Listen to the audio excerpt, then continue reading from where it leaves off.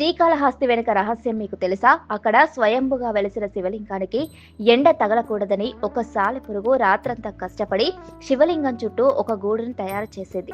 అయితే ఒక నాగుపాము తెల్లవారుజామున అక్కడికి వచ్చి సాలెపురుగు కష్టపడి నిర్మించిన గూడు మొత్తం తుడిచివేసి తన నాగమణులను శివలింగం దగ్గర ఉంచి శివలింగాన్ని పూజించి వెళ్లిపోయేది. మరికొంతసేపటికి ఒక ఏనుగు అక్కడికి వచ్చి తన తొండంతో నీళ్లు తెచ్చి శివలింగాన్ని శుభ్రం చేసి రకరకాల పుష్పాలతో శివలింగాన్ని పూజించేది. ఇలా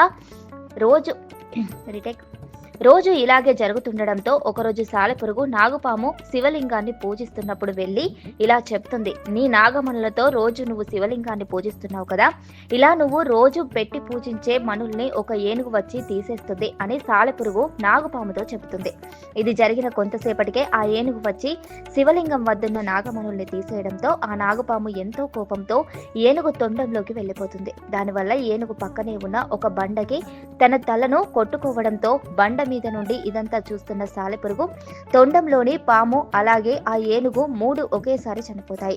శివుడి మీద ఉన్న భక్తితో వీళ్ళు ముగ్గురు చనిపోతారు కాబట్టి శివుడు ప్రత్యక్షమయ్యి ఆ ముగ్గురిని తనలో ఐక్యం చేసుకుని ఆ ప్రదేశానికి వీళ్ళ ముగ్గురు పేర్లు కలిసేలా పేరు పెడతాడు. శ్రీ అంటే సాలెపురుగు, కాళి అంటే సర్పం, అలాగే హస్తి అంటే ఏనుగు. హరహర మహాదేవ.